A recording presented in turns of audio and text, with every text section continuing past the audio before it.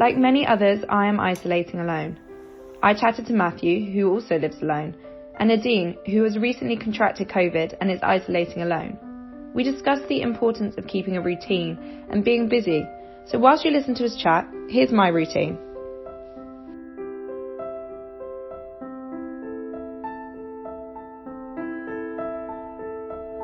Hi Molly, nice to meet you. Nice to meet you too. How are you? I'm very well, thank you. I'm very well. How are you?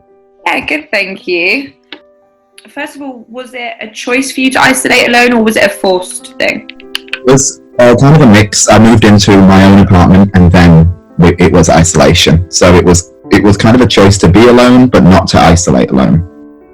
So I kind of took a break and went back with my family for part of it. And I realized that when I was in it alone, I felt like just so lonely and so bored. I would have full conversations with myself, like I'm going insane or something. But then when I went back to my family and then went back to it by myself, it just got worse. Like I just felt so like worthless and, like I had no one to talk to. Have you had any, or did you have any external support? Were you provided with anything? So I didn't get support from any group. However, when I was living in Sheffield, that was where I went to uni, that we had like a letter through the door and the community was like doing like a whip round of odd jobs or anything you needed doing. And I didn't have a printer and I really needed to print off some stuff to take to Halifax to prove I was still a student. And somebody did that for me. So I feel like that was a pretty nice thing. Like I just texted and they delivered it through the door. Would you have any sort of top tips for getting through isolating alone for anyone else? I think hobbies are a must. I have been very guilty of, taking up 10 hobbies and keeping one of them. But I would really like to have like maybe gained a skill or really focused on something. And do you feel like as time's gone on and you kind of get more used to isolating alone, do you feel more positive about it now, or are you still in that struggling stage? I still struggle with it, but I don't think I struggle because of the isolation. I don't think I struggle because it's isolation. I think I struggle just because I personally struggle with living alone. But I think I've gotten more positive about the whole experience, like overall, over the past few months.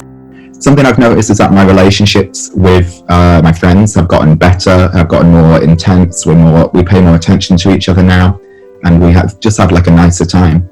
If you are ever feeling down and lonely, and we all get that, and some of us struggle more than others, there's some brilliant stuff online now. And I think we've all got to be a little bit less afraid to reach out to charities. A lot of us feel, I think, that we're not worthy enough to do it, or, we're not. Yeah, I would feel like, I'm very lucky to be from, a reasonably well-off background. So I would feel awful to reach out to a charity. I would feel like it's not for me, These things are here for a reason. Yeah, that would be my advice, is don't be afraid to reach out. But no, yeah, like I'm not having the roughest time with like my health, but it's not perfect. But make my parents poorly, that's making me feel guilty. All these other people having to isolate because of me. And now that I've got free roam of the house, I can go to the kitchen, I can go to the living room, and that change of scenery really, really helps me, like, mentally. But if I didn't have that and was stuck in my room, like, the whole time, I'd be struggling a lot more. It's odd, everything's just blurring into one. Lucky to have had people dropping me off supplies, like friends and neighbours doing that for me. I've got family and friends to call and talk on the phone when I want. Personally for me, they did actually offer me quite a few things. They've said like, are you doing this on your own? I've said yes. They've said, do you have people to go and get food and prescriptions for you? Because if not, there is the option to, there's stuff in place to support people like me. There's volunteers that can go to the shops for me or to go and pick up prescriptions if need be. Top tips. Try and move around different rooms if you can, and don't stay in bed all day. if you can stay out of your bedroom as much as possible, and unless you're going to sleep, then for some reason that just works.